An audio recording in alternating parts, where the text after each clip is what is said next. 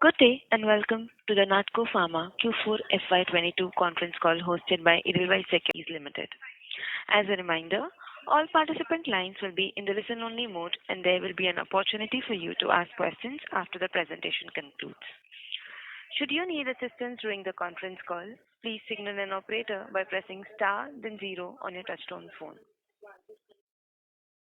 I now hand the conference over to Mr. Kunal Andheriya from Edelweiss Securities Limited. Thank you and over to you, sir. Thank you, Diksha, and good morning, everyone. On behalf of Edelweiss Securities, I welcome you all for Natco Pharma's Q4 FY22 earnings call. With us, we have Natco Pharma senior management represented by Mr. Rajeev Nannapaneni, Director and Chief Executive Officer, and Mr. Rajesh Chebiyam, Executive Vice President, Crop Health Sciences. So over to you, Rajesh, for opening remarks. Right. Thank you, Kunal. Good morning and welcome everyone to Natco's conference call discussing our earnings results for the fourth quarter of FY22 and for the full year, which ended March 31st, 2022. During this call, we may be making certain forward-looking statements or statements about future events, and anything said on this call which reflects our outlook for the future must be reviewed in conjunction with the risks that the company faces. I'd like to state that the material of the call, except for the participant questions, is the property of Natco, cannot be recorded or rebroadcast without Natco's express written permission. It will begin the call with the results highlight and then followed by an interactive Q&A session.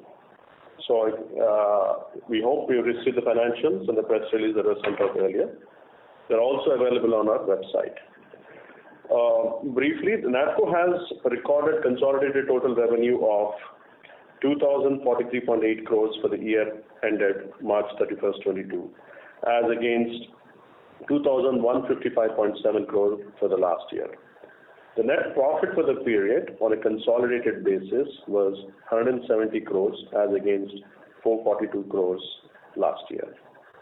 The reduction in the profit was primarily due to inventory value write-off and provision of receivables related to COVID products, with inventory value write-off of approximately 232 crores and provisions of 46 crores towards estimated credit loss. Export business performed well during the quarter, driven by lenalidomide sales and profits. For the fourth quarter, which ended 31st March 22, the company recorded a net revenue of 610.6 crores on a consolidated basis, as against 359.7 crore during Q4 of last year.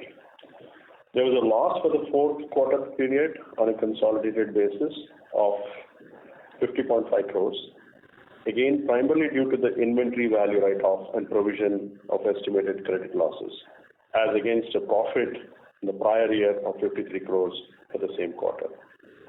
Company is confident of strong business growth during the upcoming year, led by export business of lenalidomide and growth in other business segments. The revenue split has already been shared, so now we will open up for the Q&A session and take your questions. Thank you. Thank you very much. We will now begin the question and answer session. Anyone who wishes to ask a question may press star and 1 on the touchtone telephone. If you wish to remove yourself from the question queue, you may press star and 2. Participants are requested to use handsets while asking a question. Ladies and gentlemen, we'll wait for a moment while the question queue assembles.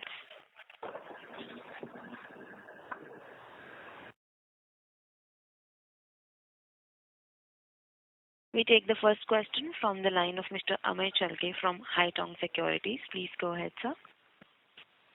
Yes, thank you so much for giving me the opportunity.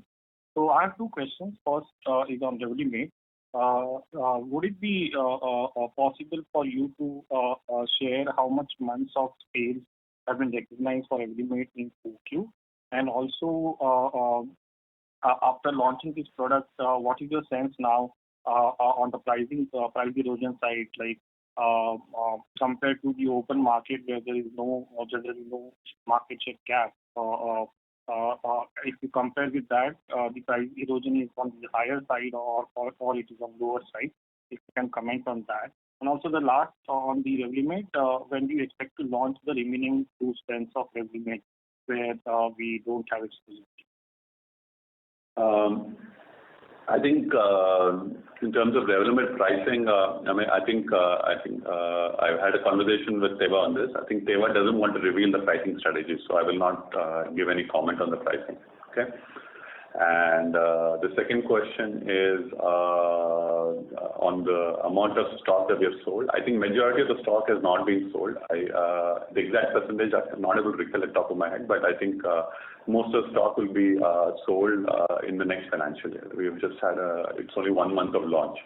So I think I would say about 70 to 75% of the stock will be sold in the financial year 23. I think that's our estimation. Okay. Yeah. And when do you expect to launch the remaining 2 strengths? The 2 strengths will be, I think my understanding is, again, I stand to be corrected. I think my understanding is that Reddy's has first to file. I was going with what's there in the public domain. So I think after Reddy's launch, whenever that happens. Sure. And the last question on the India business, or the remaining core business which we have, which has been substantially eroded over last 1 or 2 years. What has been the key issue? Have our oncology treatments where we used to have product portfolio, is treatment shifted from those product lines to the newer product lines, or have we lost market share in these products? I think, as you know, our focus, oncology obviously represents a significant part of our revenue. And I think growth in oncology has not been coming because of our high base and price erosion that we have seen in that portfolio. And again, we're not spread out in multiple segments. I think we're spread out a little bit in gastro and a little bit in cardio. Those segments have done well with specialists. So we've done reasonably well with specialists. And this quarter, you've seen a higher decline, partly because we've taken a sale reversal on some of the COVID products. I think the bet that we made on COVID has not worked. And I think if you look at the money that we have made over the last 2 years and you look at the write-off, more or less, I think on a net basis, we've not really made any money. Yeah, I think it's been a disaster, but it is what it is. I think it's a business bet that we have made and it hasn't worked. The domestic itself, my sense is, I think if you remove out the reversals and all that stuff, I think it's about a 400 crore business, I think you would take. I think that's how the base business is at. It's stable. I will not say it's growing or degrowing. I think these are all one-time entries that we had to make. What do I see for the future? I think our base business will grow, and I think at this time, I think our target is about 10 to 12% is what we're going to grow in the next year. I think that's our expectation.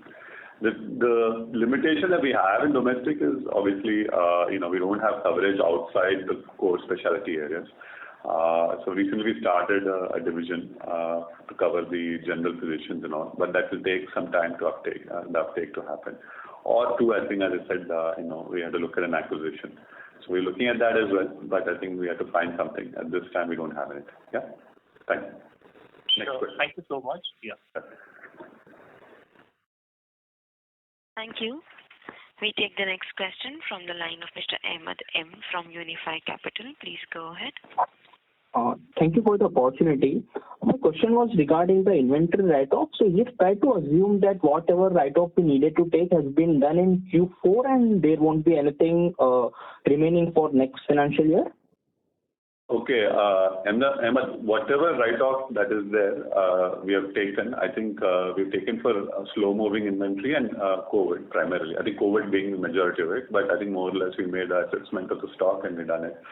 The only inventory, I'll not use the word risk, but okay, I think I use the word risk, is on the agro inventory. So we have an agro inventory and supplier commitments and about 85 crores in that region.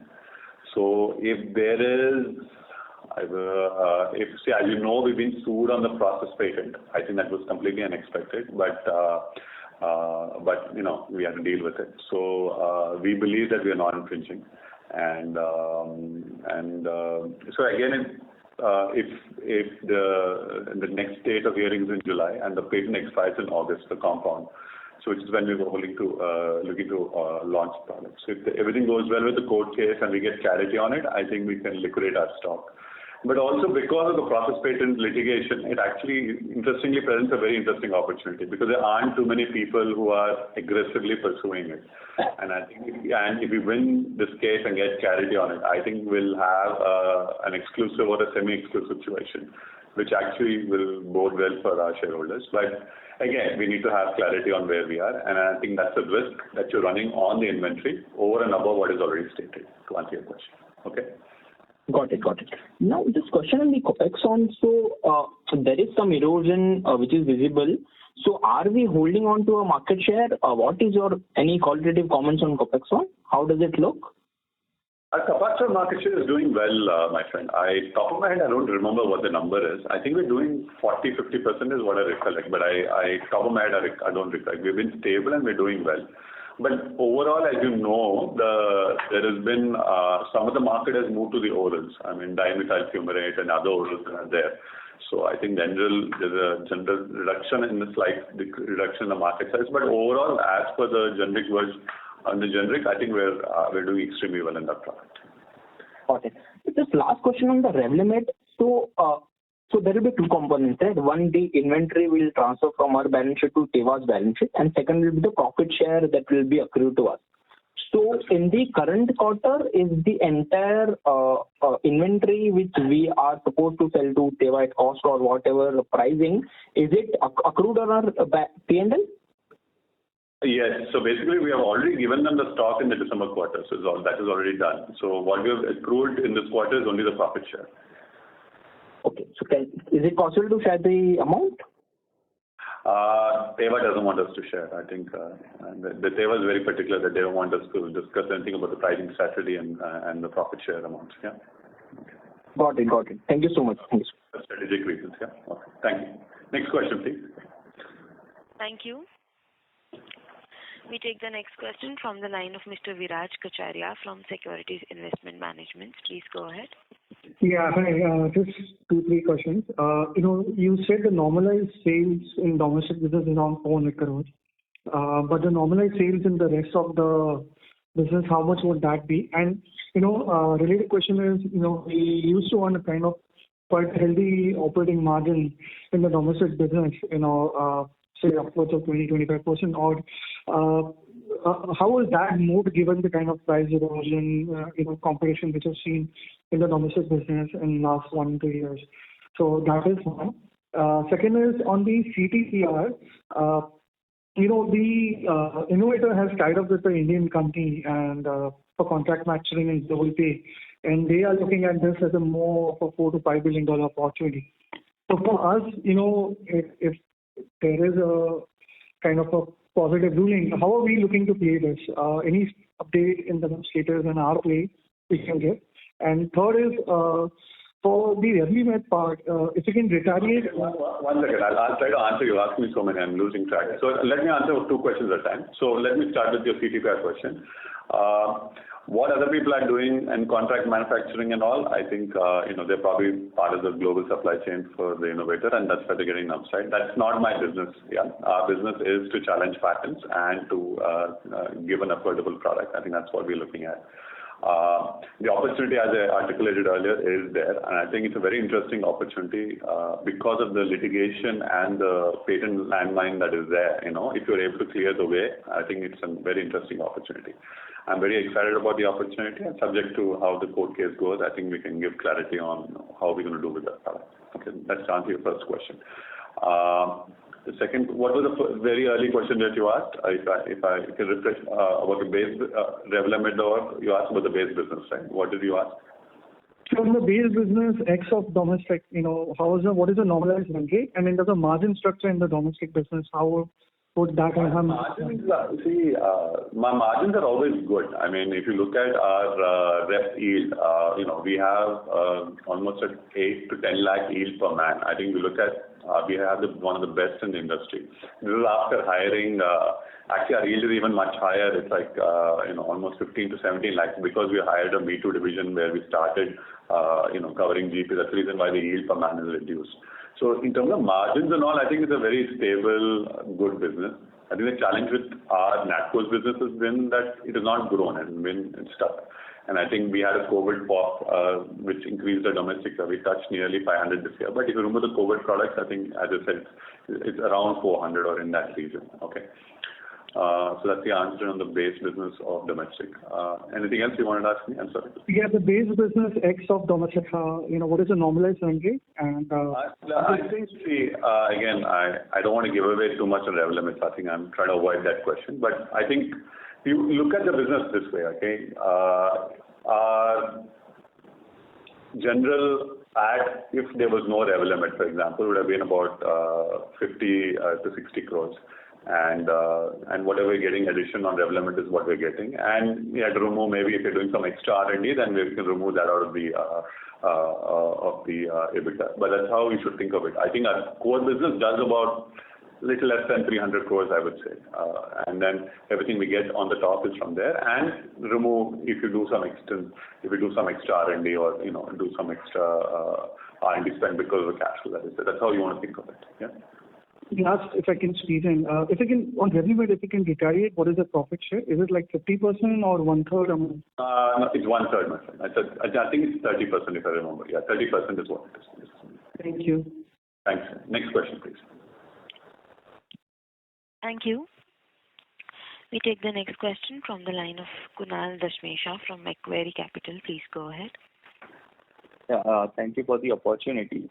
So just on the Revlimid, why would it be the case that the inventory would not be moving, very fast? Because it is the REMS program is of innovator and he has been able to control the generic movement. Is that the way to understand? Is your question why we didn't sell more than what we sold? Is that the question? Yeah. So why we didn't sell, the entire, We will sell. I think we're going to sell a good portion in the Q1 of this year, and there'll be some portion in Q2 and Q3 a little bit. It's just that you just launched it, and then we had to set up the REMS because we're a new product, and it takes a little bit of time. And we only had 1 month of launch, so it just takes. They sold through some, but I think majority of it they'll sell through in the next financial year. I'm not concerned about it. I think we're very comfortable that we're able to liquidate the stock. Yeah. And in that case, let's say if the second round of generic entry happens, will we have to take the shelf stock adjustment in that case? Not that I'm aware of, because I think we'll sell through the stock before the other generics will come in. I'm not worried about that. I don't see a challenge on that. And in fact, when the second round of generics come in, we'll also get a higher share than what we have. So we'll have a higher quantity. So we'll also do well. And I think it's a staggered entry for everyone. So I think this will hold on for some time. So I'm very confident that this will be recurring and it will be stable revenue that we'll get in the next few years. So and the REMS part you said, Teva is setting up it on its own, or we are using the innovator's REMS program? I think we're using the innovator's REMS, but it's just that setting up the reimbursement and all, there's some logistical issues at the launch time. But I think we have done well. I think I'm not worried about us selling the stock. I think we're very comfortable we're able to liquidate the stock. Sure. Thank you. Thanks, yeah. Thank you. We take the next question from the line of Nitin Agarwal from DAM Capital. Please go ahead. Hi, thanks for taking my question. Rajeev, two things. One is on Revlimid. You obviously get an annual allocation of your volumes. So is it fair to assume that for us the recognition is going to be evenly spaced out through the quarters for the year, or there is going to be some lumpiness in the way we recognize revenues through the year? I think my sense is I think I can't speak about future quantities. I'll only speak about what I feel will happen in the next few weeks. So I think we've recognized some portion. I think we'll recognize a good portion in Q1 of 23, and then we'll taper off a little bit in Q2 and Q3. And again, Q4, I think we'll get the new allocation. So I think it'll again, the earnings will bump up in Q4. So this is what my estimation is. Again, we'll see how it plays out. And I think we need to speak to Teva and try to understand what will happen. But if you want to make an expectation, I think that's what I feel will happen. But we'll see how it plays out. Yeah. And the new allocations happen in February every month, every year. I mean, till the first time. Annual increase, no? Every annual, I think, is my understanding. I think that's our understanding. Yes. And secondly, outside of Revlimid, what are your own sort of focus areas for the business for the next 2 years? I think I'll look at the positives. I think all the subs are doing very well. I think Brazil is turned profitable. Canada is doing extremely well. We got very good market share in Canada and Revlimid. I think I would say IMS numbers are not out, but I think what my sales people are saying, I think we got almost 40-50% market share in Canada. So we've done extremely well in Canada. So all of that is reflecting in the numbers. The domestic is stable, and I think in terms of, for us to do well in our base business, I think there are 2-3 things need to happen. I think one is our domestic has to improve, and I think we are to look at doing a couple of strategic initiatives. 2, our agro clarity has to come, which hopefully we'll get the clarity in the next 2 months, because the August is the impending launch subject to the court clearance. So I think that is probably the 2, I would say, immediate term, things to look forward to. But overall, I think our objective is to build a broad-based, multi-country generic business. I think we're present right now in Brazil, Canada, and India and US. And US also we have a front end now. So these 4 markets will be the core drivers of our earnings. And I think, and in the smaller countries, we're present in Philippines and Singapore. So overall, I think we're very excited, and we had some very good filings this year. I can just articulate what filings we've had. We had 3 FTFs this year. One of them is semaglutide, and another one is aclaabrutinib. Both are, have multiple filers, so that's on those 2 products. And we had another filing, I think, for a product called idalicil. So there we are. It looks like we are the only FTF. So I think we are looking good, and I think our idea is that we're able to build a pipeline, which can sustain over the next 7 to 10 years. I think that's the idea. Yeah. Okay, thank you. Thanks. Thank you. We take the next question from the line of Rahul Veera from Abacus. Please go ahead. Hi, sir. I just wanted to know what is this 46 crores of ACL losses that we have booked this year? I think out of 46, I think we have done general, business credit loss provision you were made. And we had one particular receivable to the government, one of the state governments, that we did COVID supplies, which has not come. And almost 1 year was approaching, I think, and then we made a decision and we should make a provision against that. We're hoping that we'll be able to recover the money, but as prudent accounting, I think we've made a provision against that decision. Sure. Fair point, sir. Thank you. Okay, thanks. Thank you. We take the next question from the line of Ankush Agarwal from Surge Capital. Please go ahead. Yeah. Hi, Ajit. Firstly, based on some of the comments that you mentioned on the Revlimid, so just wanted some clarification. So what you said that, we transferred our quantity to Teva in December quarter, and whatever we got in Q4 is just the profit share, right? And that would continue in Q1, Q2, and Q3. And then again in Q4, we will get another higher allocation based on whatever is there, and same cycle would repeat over the year. Is that a right understanding? That's correct. Yes, absolutely. Yes. Right. And Q1 you mentioned, and for the Q1 you mentioned the comment that about 70-80% is still left to be sold, right? And March we have sold us around 20-30% is what we have gone. I think about that. I think that's my understanding. Yes. Right. Okay. So whatever you get, the primarily just the profit share. Right. Got it. Secondly, sorry. Yeah, go ahead. Yeah. Rajiv, again, now based on this, we'll probably get a lot of cash flows from this Revlimid opportunity over the years. So would it be a fair understanding that the large part of this cash flows would be used to build a base business, or you will try to capture some other bigger opportunities that you might have in mind?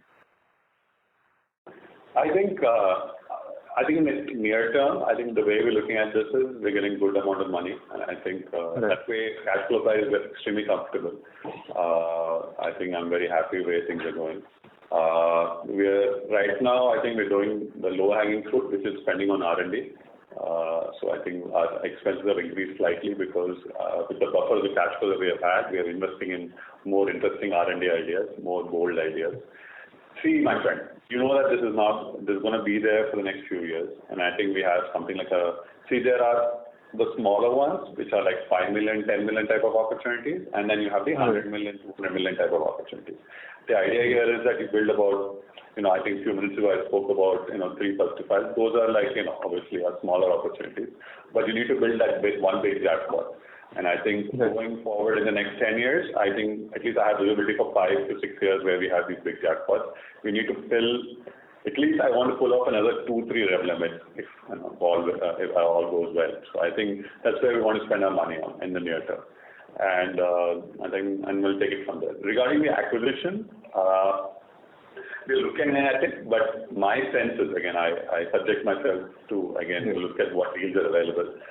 We're looking at both domestic and export, and I think we're very clear that we want to do one large acquisition. I think which will strengthen the base business. I think that's what we're looking at, and plays into the strategic interest of the company. What that acquisition is, when we'll do it, I don't know. I think we don't have clarity, but I think we have the money, I think we can always do it. And I think we just have to find the right asset. And I think we have time. I think hopefully in a few months we'll be able to find something. Yeah. So basically what you're saying is, the base business would be built primarily on the inorganic acquisition and not organically. Organic, we are doing what we can do in the organic. Yeah, on the smaller front, whatever you are doing, like in terms of agro and all that stuff. But the larger firm, like for example, we have acquired the US front end as well some time back. Yeah. Right. So I think these are all the most obvious ones, right? Because we do a lot of work in the US, and it makes sense to just buy the front end in the US because, then we can, plug in and launch our own products.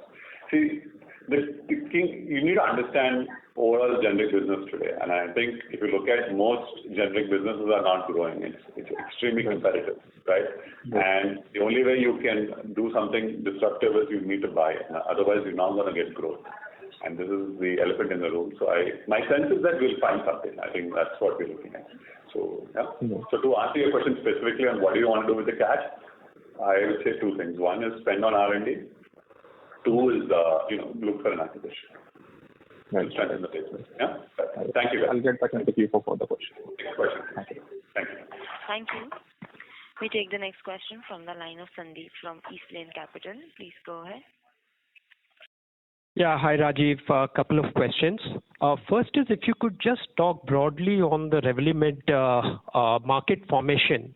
There are 10 players, but each one has a staggered entry. So this opportunity should be with you till FY25, 26. Would that be a correct understanding? And related to that is the range of outcomes, because if the price discounting can be various outcomes, can the range of outcome of cash flow for you over these 3.5 years be very wide, depending on the discounts? Just broadly, if you can just put the framework for us. I think that's my understanding, Sandeep, that I think everybody's coming in a staggered way, and I think there should be a meaningful amount of money that we're going to make over the next 3-4 years, depending on how people enter. I think that's my understanding. I think that's absolutely correct. And the erosion and all, it's hard to speculate. I think it will be very premature to talk about how market will form over the next few years. I think we just have to see. But my instinctive sense is that I think we should do well in the next few years. I think that's all I can say at this time. The reason I asked is that if there is limited entry for everybody, what's the incentive to discount massively and kill the whole market? You can't get more volumes. I think we'll all make meaningful money. I think that's the best way I can answer that question. Understood. The second question is on Copaxone.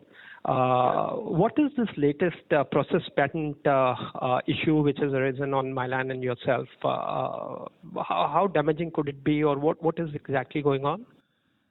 I think Momenta sued us. I think it's very premature to say anything at this time. We believe it's a very frivolous lawsuit, and I think anyway, the legal matters, it would be unfair for me to say anything or characterize it. I think we believe it's a frivolous case, and I think, as you know, we've been in the market for more than 5-6 years, And I think the patents that we've been sued for, I think, are, if I recollect, 2009 or 2010. But as you're aware, we've been making Glatiramer for much before that, and our licensing deal with Mylan was also much before that, and we already so it's all in public domain. So what I'm saying, so I believe it's frivolous, but anyway, I think we have to deal with what we have to deal with. So I think we'll see how it goes. And lastly, if you could just comment on Afinitor, how big an opportunity can that be already in the market, or how to think about that opportunity for Natco? Afinitor is doing very well for us, Sandeep. I think I'm very happy with how Afinitor is doing. I think Afinitor is what is driving our export on our base business. In our base business, I think Afinitor probably represents almost 30% of our sales.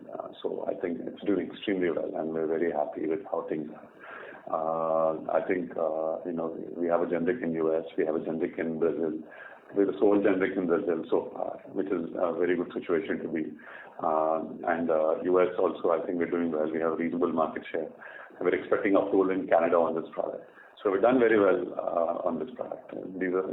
So I think we're very happy how things are. Yeah. Fair enough. Thank you so much, Rajiv. Right, thanks. Thank you. We take the next question from the line of Tarang Agarwal from Old Bridge Capital. Please go ahead. Hi, Rajiv. Just to circle back to the earlier participant's question, given that Glatiramer has been in the market for the time that it's been, what possible outcome would you believe that the plaintiff is looking at to come up with a suit at this point of time? I mean, just a little confused when this came up.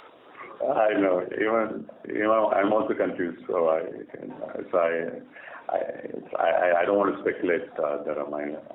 I don't know. I think we'll stick to what we have said earlier. I think we believe it's frivolous, and I think and anyway we have to deal with it, so we'll deal with it. Got it.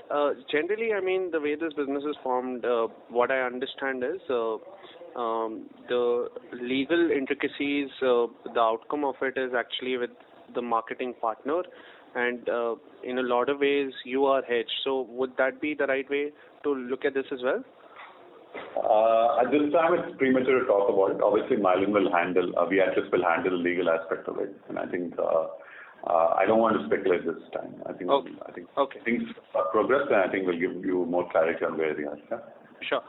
Just coming on to Dash, I mean, what kind of investments are you looking at to build this business or to carry it on from where you've picked it up from?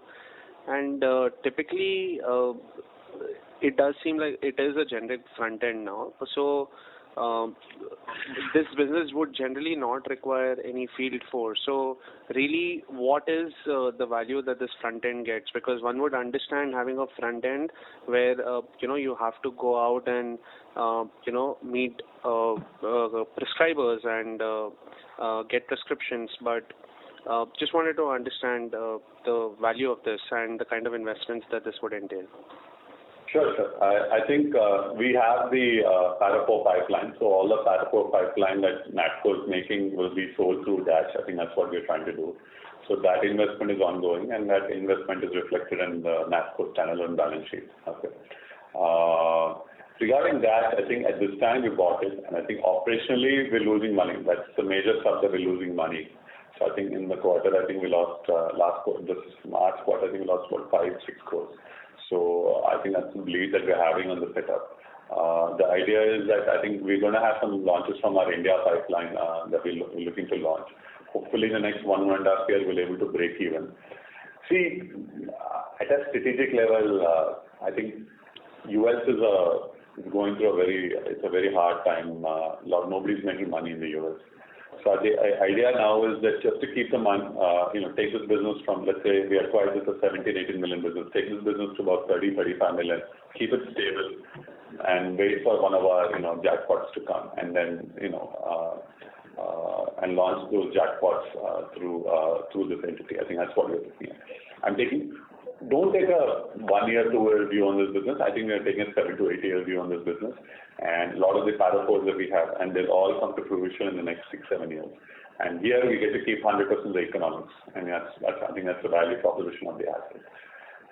But in the near term, it's not going to grow dramatically. I think we just want to set the house in order and make sure that we're not losing money, and then get Natco name out in the market and have a reasonable basket so we have a relationship with the customers. And as you said, it doesn't require so much expense in terms of marketing. I think it's a straightforward setup. Yeah, you're absolutely right. Yeah. Thank you. Thank you. We take the next question from the line of Nikhil Upadhyay from Securities Investment Management. Please go ahead. Yeah. Hi. Good afternoon. Thanks for the opportunity. Sorry, good morning. 3 questions. One is just to understand this profit sharing which we have booked, that would only be booked when there is actual sales which we have done, right? That's correct, yes. Absolutely correct, yes. Okay, so in this, there is no product sale this quarter. So this quarter revenue, when it's 465, there is no product sale. It's completely only profit share from revenue. Yeah, that's correct. Yeah, that's correct. Yeah. Okay. So okay, and secondly, on Revlimid Canada, I think you've given a good idea now, and we've been in the market for now like almost 4-5 months. How are you looking at this opportunity in terms of sustainability, and can it be materially different from what we had anticipated? And continuing on Revlimid Australia, we were looking at an opportunity, and I think we had filed for a settlement there as well. But what I understand, that settlement was turned down. So are you still looking at Revlimid Australia launch, or how's the status there? I think Australia is, we'll start with Canada. I think Canada is our own front end, and we're doing extremely well. And as I said, we have very good market share, and that is helping, contributing to our our subs. It's one of the most profitable subs that we have. Regarding Australia, I think, we are working with our partner Juno, so we don't have direct presence in Australia. So they're handling the regulatory aspect of things. So we have approval for both pomalidomide and lenalidomide in Australia. So we're looking to launch. Regarding the settlement and all, I think it's too premature to say anything. We are working on it. I think we'll give you clarity once we have clarity on this. Okay, just one thing, Rajeev. This profit share, like whatever calculations I put in my model, I think this profit share looks too high. So if you consider a 30% share, so. And what I get is like even the regular export business has grown sequentially. So would that be a right conclusion? That sequentially adjusting for that 100 crores which we got in Q3, if I adjust and look at the numbers, it looks like the regular business of Afinitor, Copaxone and all has actually grown. Would that be right? Those businesses have also grown. Yes, absolutely. I think, as I said, again, we don't want to give up too much strategy, and I think you can make your own conclusions. I can't answer the question directly the way you would want, but I think the base business does about in that 50 to 60 crore PAT range, and everything else on the top is what you're getting from here. And I think we're recognizing revenue based on how things go. So I think that's how we want to look at this. Sure, thanks. I'll come back. Thank you. Next caller, please. Thank you. We take the next question from the line of Sameer Shah from ValueQuest. Please go ahead. Yeah, hi, morning. Just one question. What composes this trade receivables as well as inventory? Still, it seems to be a little high. I think it is high, and I think what we have decided is, my personal view is this. I think we looked at our inventory. I think a lot of it was COVID, and we had other non-moving inventory. I think our point was just take the write-off and just go forward. And I think there's no point carrying and hanging on to these things. So I think that's why we took a call of writing everything off. And I took a very conservative view. Again, I'm not saying that all of the stock will be. It's not really zero. I mean, you can always, if you sell some of it, you can always write it back. But I just thought it's better just to remove the hangover of the COVID inventory and then just go forward. I think that's, and I said we have also ascertained, but this is a risk that we have, and then we just removed it. And I think the other gentleman asked me about what other risks we have, and then we also articulated that we have risk. So going into next year, I only want to carry the agro risk. I don't want to carry anything else in the inventory. I think that's why, to bring clarity for the investors, I think we thought we just clean it up and just go forward. Right. But so my question is, this inventory, say last year was 800 crores, it's still 760 crores. Receivables have gone up from 400 to 600. So in fact, even after writing off, the absolute number is still very high on the balance sheet. I think, basically two things. The cash flow has come through, okay? As you know, most of the receivables, a good portion of it has already come through, so there's no issue there. In terms of inventory and all, what we have done, with ours is a very unique business. All the inventory that you see, I think remove the agro portion where we're not having much revenue. So then the inventory is fairly normal. And also to look at our business, it's a very niche, limited business. And we are the only one who will say very clearly, I can say this, I have no issues dealing with, the future 12 months. I have no issues in terms of inventory costs. I have no issue in terms of logistics. Because we keep, all our key products, we keep 8 to 12 months of inventory, post-COVID that we have done. And I think we're able to service the demand on a lot of our products very comfortably because we have planned everything 8 to 12 months ahead. Because the margin that we make is much higher. I think that's what we have done. I think probably I'll be the only one who's going to give a guidance saying that I'm not worried about, what's going to happen in the next 12 months in terms of, supply chain challenges or China COVID issues and all. I think we have covered everything. And I think that's why we have the buffer of the, all our products. I think we have always planned ahead. And the reason we do that also is because of the return that we make, because we don't make 20-30% return. I think when I go, whether we end up with 10-20% return, it's a market formation thing. But when we target the jackpots. And I think that's the reason why our inventory is always a little high. But again, we are also trying to be more prudent and try to bring down the inventory position, I think, so that we are more in line with the industry. But definitely a little bit higher than the industry. Right. And in the next 12 months, what investments are planned? Either people or capex or anything, any kind of... Capex and all is not required. Yeah. We are very comfortable, I think. We have built enough capacity and we have a lot of capacity for domestic. We have a lot of capacity for in our regulated market. We have 2 plants for US. So that way there's no dearth of capacity. I think what we want to invest, as I said earlier, was a little bit in R&D just to enhance the pipeline because we're having extra cash, and then look for an acquisition. But otherwise, nothing else. Sure. Thank you. Thank you so much. Thank you. We take the next question from the line of Tanish Mistry from Investor First Advisors. Please go ahead. Hello. Good afternoon, and thank you for the call. I had just 2 questions. The first is that, Rajiv, you talked about some time ago that how you're looking at the domestic business growing at 10-12%. So is that essentially so do you feel that the pricing pressure is done in the domestic onco piece, and now from here on, some of it will be also driven by our gastro and cardio business? That's question number 1. And question number 2 is that on the agrichem piece, you mentioned that the roll-off of the patent is in July. So I understand that is a court case, but if the patent's rolling off from a very, from a very common man kind of perspective, do we still need to wait for a court order to go ahead and launch with our product? That's it from my end. Thank you. Okay. Let me answer your question on CTPR. I think, so I tell you what, so just to give you a perspective, so basically what has happened is we got sued for the compound patent. We have argued that the compound patent is not valid. We couldn't, win that decision. So essentially what the court said was that you can't launch the product till August of 2022. So that was what the decision was.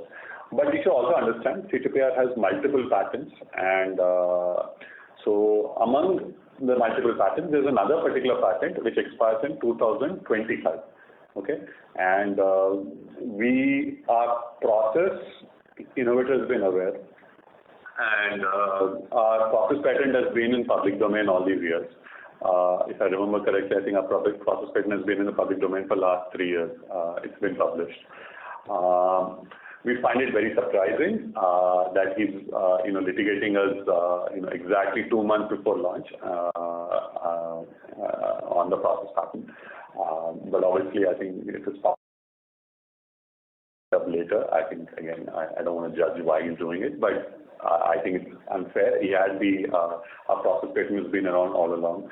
He's aware of the fact that we want to launch this product in 22. I think he's been aware of it for 3 years. We've been crying hoarse every day saying that we want to launch this product, so he's aware of it. So we'll see, I think, and we also believe that our process patent is non-infringing, but again, the court has to adjudicate. So let's wait. I think the next date of hearing is in July. Let's see how it plays out. And I think once we get clarity in the court decision, I think we can look at it. And as I said a few minutes ago, it's still an opportunity, right? I mean, if you're able to clear the way, I would believe we'll be in the first wave. Everybody assumed that there'll be multiple generics in August. Now, because of the amount of litigation that FMC is doing, it's very clear that there'll be only limited competition, and we are probably one of the most forefront litigators in trying to clear the way. I think it's a very interesting opportunity. I think once we get clarity, I think you'll see that it will be a very interesting opportunity. And it's not far away. We'll hear from you'll hear what will pan out in the next 2 months. And this is what we do. This is what we do. We look for jackpot opportunities and go after them. And there's going to be uncertainty always. I never will shy away from saying that. But this is what we do. But when we deliver big. I think that's how we look at it. Yeah. Understood. Okay. And the domestic one, the domestic piece? Domestic piece, I think the domestic piece, when I say 400, I'm talking about the base domestic for human formulation. I'm not talking about agro. I think we're not mixing them up. Agro is just the driven by this particular product. Yeah. Okay. Thank you. Next question, please. Yeah. Thank you. We take the next question from the line of Mr. Rajat P. from iThought. Please go ahead. Hi, thanks for the opportunity. Sir, you mentioned that our base business PAT is 50 to 60 crores. So if we look at our annual PBT this year, adjusting for the write-offs, we did somewhere around 500 crores. So I'm a little confused. What is the base business profits here in that? I've answered your question, my friend. I said what I've already answered that question. I'm saying I did not understand out of this 500 crores of PBT in this year, how much is the base business? I already answered your question. I said 50 to 60 is the base business per quarter. I think that's what you need to look at. I think about per quarter is what you are saying. Understood. And so second question is around Revlimid. Have we been able to take the maximum permissible market share in the 1 month of sales that we did? No, I've answered that question too. I think we have started off. I think most of the stock will be sold in this financial year. Okay, so basically whatever volume limits that we have to operate in on an annual basis, it can happen that in some of the quarters we can sell less volumes, and in some of the quarters we can sell more, so that on an annual basis it comes to that limit that we have. Absolutely correct. Yeah, absolutely correct. I think about what I said. I think one of the gentlemen asked, I forget who asked. I think a good quantity will be sold in Q1, and there'll be some quantity in Q2 and Q3. Again, Q4 will be better. Okay. Okay. Right. Okay, sir. Thank you. Thank you. Next person, please.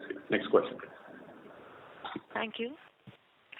We take the next question from the line of Nitin Agarwal from DAM Capital. Please go ahead. Thanks for the question again. Rajeev, just two clarifications. One is on the 3 products that you've done. In line with your own front-ending strategy, are all of these now on your 100% your own, or these are again partnered out?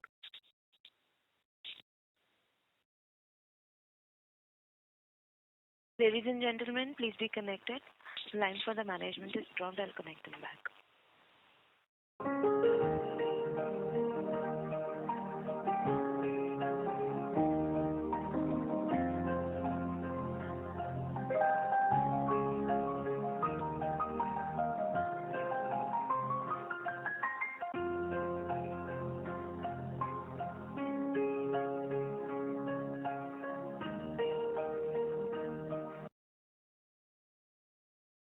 Hello? Rajiv here. Go ahead. Nitin Agarwal is on queue. Yeah, Nitin, go ahead with your question. I'm sorry, we got dropped out here.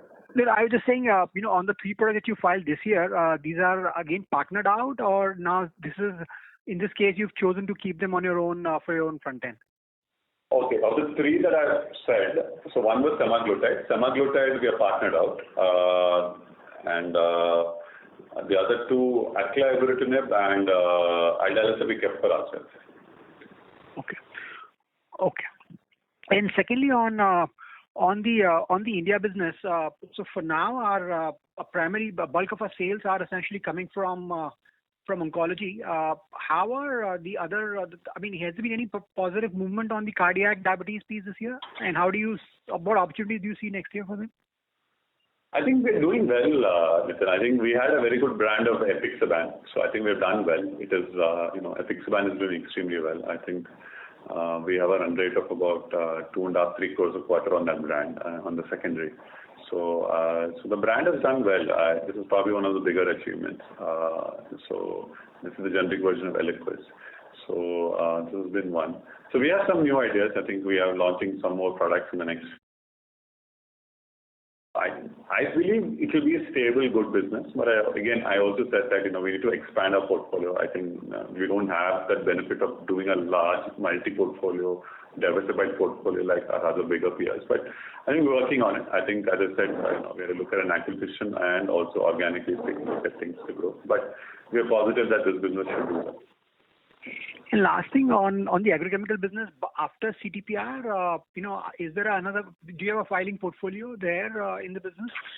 Yes, we have very interesting products. I think we'll file them in the next 12 months. They're all very interesting. But CTPR is obviously the biggest one, but they're all very smart, interesting filings.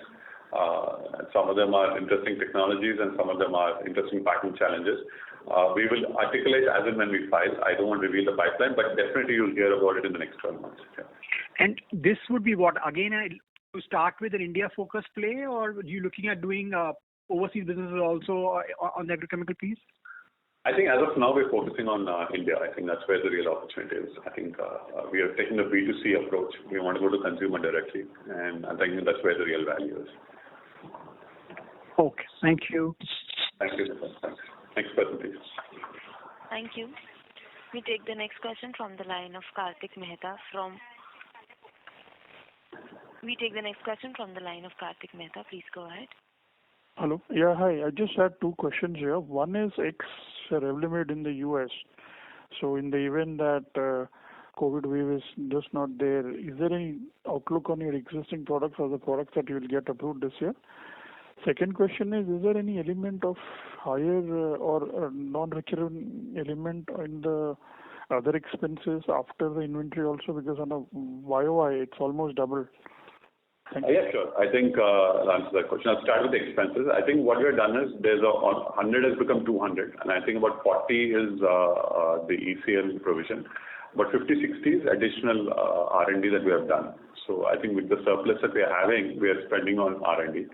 And I think that's the reason why you see it. And I think depending on which project we're doing, you're going to see a little bit of extra R&D expensing than normal that we're doing because of the surplus that we have. And the first question that we have is, what else we have this year? I think we have a few other launches. We have another smaller product for which we're going to get 180 days. We're going to launch soon. We'll announce shortly. So we have another big launch coming up. These are also going to add to strength. You're talking about FY23, or is it? In this financial year, that's correct. Yes. Yeah, and just on this R&D. So what should we look at normalized R&D in terms of you? I mean, so while there is an accelerated effort as you get more revenues from Revlimid, but as a ballpark number, will it be times 4 what you did here, or because see that number on a quarter-on-quarter basis would be in a way an outcome in the way in which you feel that you want to accelerate any of the existing process. So can you help us on that? I think there will be an increase. How much that increase and all, and which quarter it will reflect how and all depends on when the expenditure will kick in. There will definitely be an increase. Ask me how much it increases. I don't have an answer right now, Karthik. I think let me come prepared with that answer. Broadly, this will be more, but how much more and all? We're not done Let me do because you're asking me, I'm not prepared for that answer. So I'll come prepared next time and answer that question. Yeah. No. So broadly, will that expense be into product filings, or will it be? I mean, is it a mix of product filing and litigation?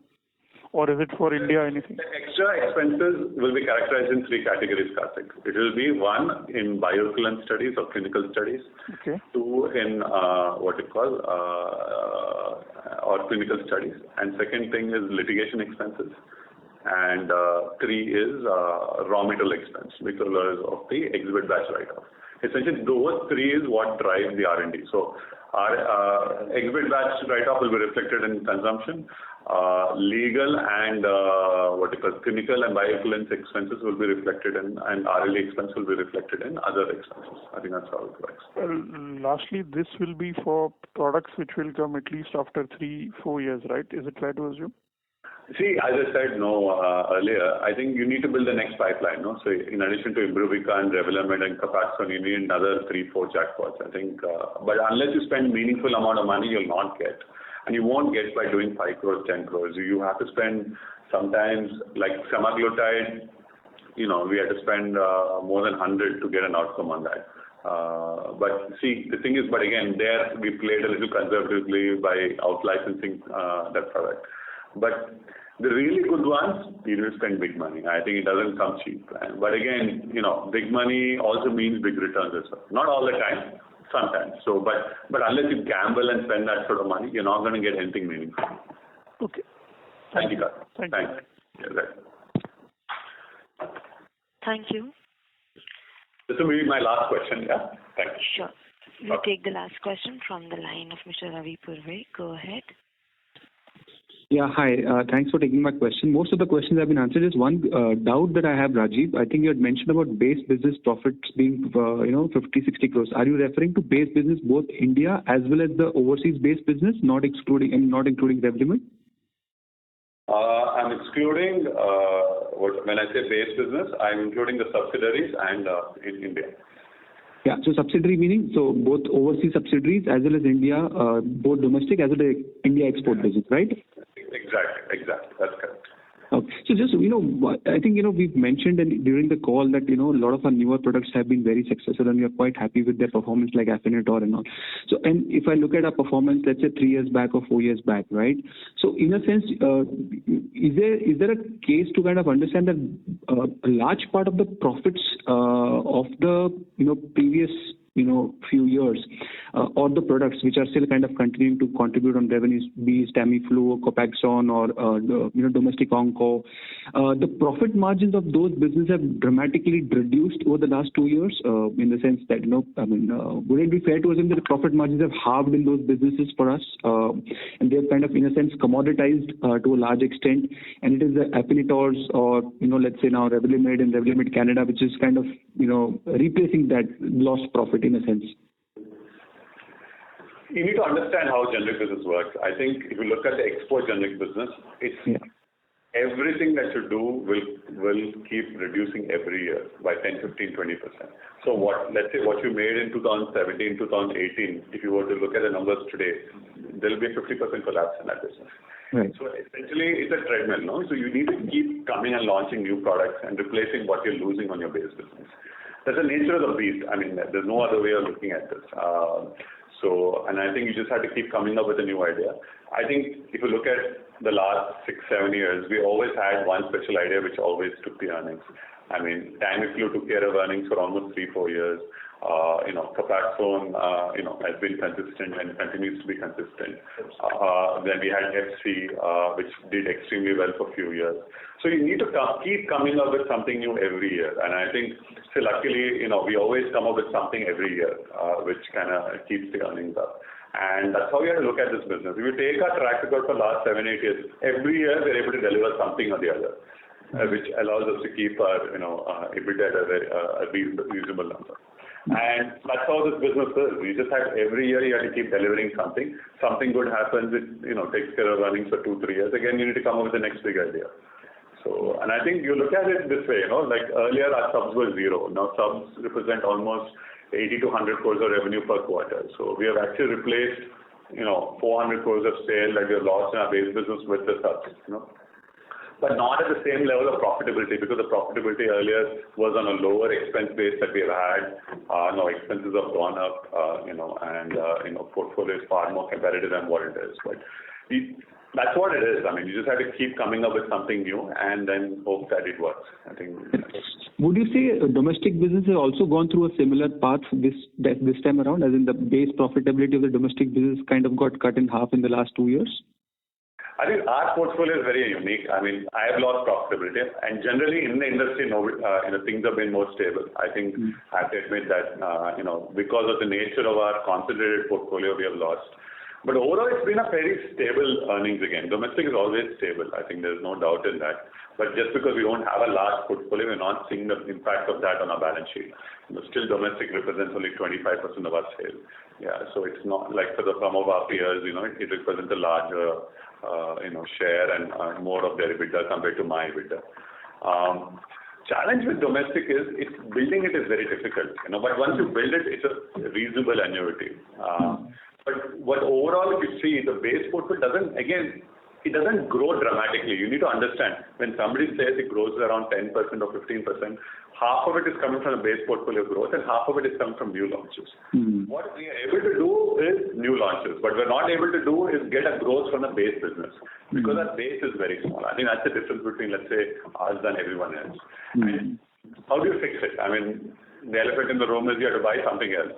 But again, when you're trying to buy a business which grows only at 5-6%, how much are you willing to pay, right? I mean, that's a question that we're always trying to, answer. And I think hopefully I'll be able to find an answer to that question.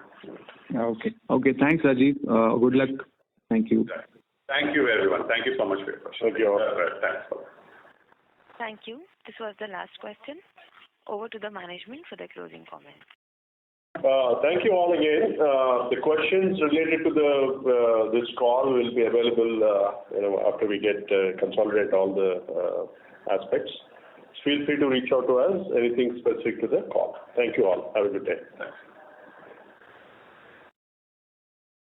Thank you. On behalf of Edelweiss Securities, that concludes this conference. Thank you for joining us, and you may now disconnect your lines.